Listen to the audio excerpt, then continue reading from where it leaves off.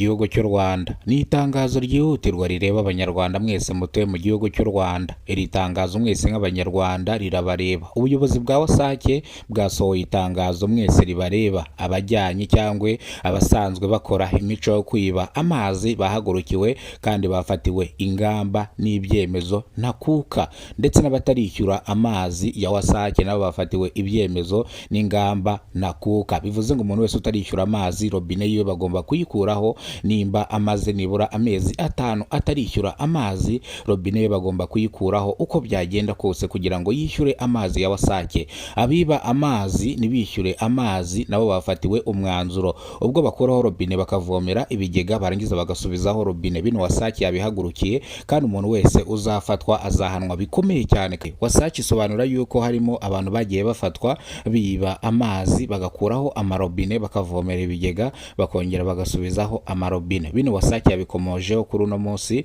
ku itariki zisanga 11 z'ukwezi kwa gatatu umwaka wa 2026.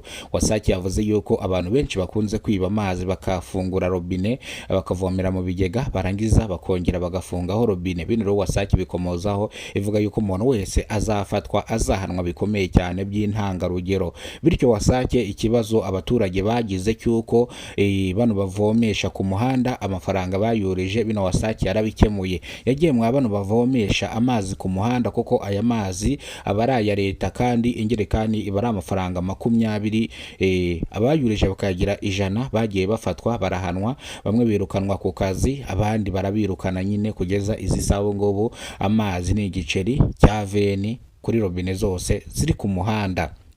Umuntu wese uzarenza igiceri cya veni azamenye yuko bari kumwiba, kandi ikindi yahamagara Wasake ako kanya hari ku mavomero ya Wasake haba hari nimero za Wasake. Ikindi amazi mu mujyi wa Kigali ni furutaka, nta muntu ugomba kubura amazi hano mu mujyi wa Kigali mwa kino gihe kimeshyeho amazi ni yose. Bino rero Wasake yabikomojeho ku kibazo abaturage bari batanze bavuga yuko bano bavomesha ku muhanda bashyiraho ibiciro biri hejuru, ugasanga ingerekani nimba amazi yabuze bayashyize ku giceri kandi ingerekani bayivomeraga ku mafaranga igiceri cya veni. Ugasanga rero amazi aratumbagiye, ugasanga bamwe mu baturage babuza amazi bitewe nuko amazi bazamuye, ugasanga rero barinuba. Bino rero Wasake yabikozeho, ndetse abibaga amazi n'abantu bishyuzaga menshi bose baza guhanwa bakorwa kwa zino robine, haza abandi bashyashya. Wasake yongera kuvuga yuko umuntu wese utarishyura amazi yakagoye kwishyura amazi hakiri kare kugira ngo batazamukuriraho robine.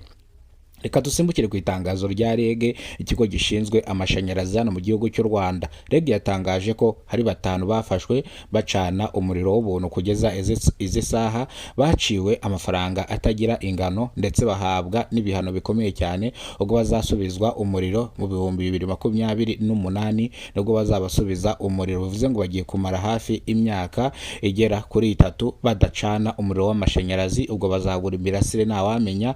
Bivuze ngo rero abo ngaba barafashwe ndetse bamwe batabwa no muri yombi, abandi bishyura ihazabu ry'amafaranga wananiwe kwishyura ubu ngubu akaba yaratawe muri yombi. Bino REG yabikomojeho kubera ikibazo abaturage bamaze iminsi batanga kibijyanye n'umuriro. Ugasanga wegeranye n'umuntu ariko wowe amatara yawe araka gakenya, kandi mu by'ukuri umuriro wakaba uri gukoresha umuturanyi wawe yawukweze arimo arawucanira ubuntu. Bino rero iyo capacity y'umuriro irimo iragenda iba ntoya, jya umenya ko hirya hari ibintu biri gukurura umuriro cyane. Kandi ikindi umuriro uva ku ipoto uringaniye ungana ugaca muri cash power ukaza uyunguruye. Rero iyo mwacanye cyangwa nyuranyije insinga mugacana umuriro w'ubuntu, bivuze ngo cash power imwe ikwega bikeya indi kubera ko itaba iri gukwega biba biri guhangana. Cash power ihangana n'umuriro ugenda ahandi uri kugenda direct. Bino rero bigatuma inzu yawe ishobora no gushya cyangwa inzu yawe ikajya mu kaga. Bino REG yabikomojeho bitewe n'inzu iheruka gushya mu karere ka Gasabo mu murenge wa Rusororo irashya irakonguka bitewe n'inkongi y'umuriro. Ubwo imvura yari irimo igwa insinga zikoranaho inzu irashya, nibyo mu nzu birashya n'amatara arashya bitewe nuko barimo bacana umuriro w'ubuntu. Baje gusanga barapima basanga bano bantu bacanaga umuriro w'ubuntu.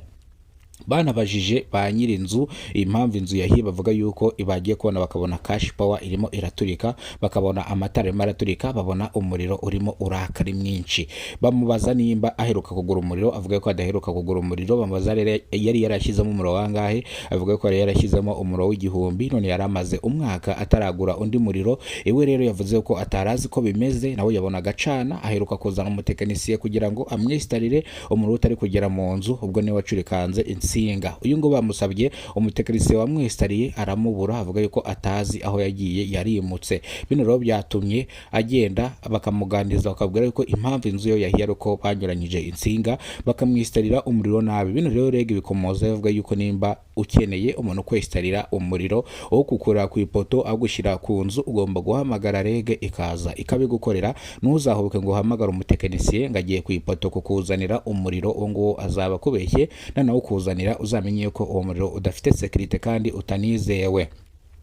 N'abantu rero bajya ku mapoto batarabyigiye cyangwa atari abakozi ba rege, nabo bazajya bahanwa. Uzajya ufatwa ari kurira ipoto atari umukozi wa rege azajya ahanwa bikomeye cyane. Bino rege bikomojeho kugira ngo irinde ubuzima bw'abaturage, kubera ko iyo umuriro uje ukagenda ukagaruka, insinga warazinyuranyije, nta kabuza nabura ikintu gishya mu nzu iwawe. Iyo inzu idahiye amatara arashya, amateleviziyo agashya. Niyo mpamvu rero rege ihora ireba abaturage bayo, ibarebera ibyiza. Niyo mpamvu rero rege bino yabikomojeho kugira ngo abanyarwanda mwese mujye muhora mumeze neza. Ini ncamake y'amakuru, nimba rwo bwa mbere ugeze kubona umuyoboro wa Kidasamura TV Rwanda, ibuka gukora subscribe, ufungura inzogera kugira ngo uzajye ubasha kubona amakuru mu gihugu cy'u Rwanda kandi yizewe. Nyine twa Kidasamura, nge mugiye kubana mwana makuru arambuye. Munyemerere duhere ku itangazo rya Wasake, ikigo gishinzwe isuku n'isukura hano mu gihugu cy'u Rwanda, cyane cyane mu turere dutatu tugize umujyi wa Kigali, Nyarugenge, Kicukiro ndetse na Gasabo. Wasake itangaza yuko ikibazo cy'amazi hano mu mujyi wa Kigali ntago ari ikibazo. Wasake kongera kuvuga yuko abantu biba amazi bahagurukiwe ku kigero cya 95% bitewe nuko abenshi n'abantu batishyura amazi barahagurukiye ku kigero cya 98%. Bivuze ngo hari abantu benshi batari kwishyura amazi, hari abantu benshi bari kwishyura amazi. Bivuze ngo rero ibi ngibi byombi Wasake ivuga yuko igiye kubikurikirana mu maguru mashya. Umuntu wiba amazi agahanwa, umuntu utarishyura amazi nawe bakamukuriraho konteri. Ngayo nguko rero ibyo nibyo Wasake yatangaje. Reka tujye kubijyanye na rege. Rege ivuga yuko umuntu wese ucana umuriro w'ubuntu azafatwa, azahanwa bikomeye cyane ndetse agatabwa muri yombi. Hari inzu nyinshi zagiye zishya bitewe nuko banyuranyije insinga bagacana umuriro w'ubuntu. Amakuru arambuye ni mukanya. Ndabakunda cyane, Imana barinde bahereza umugisha.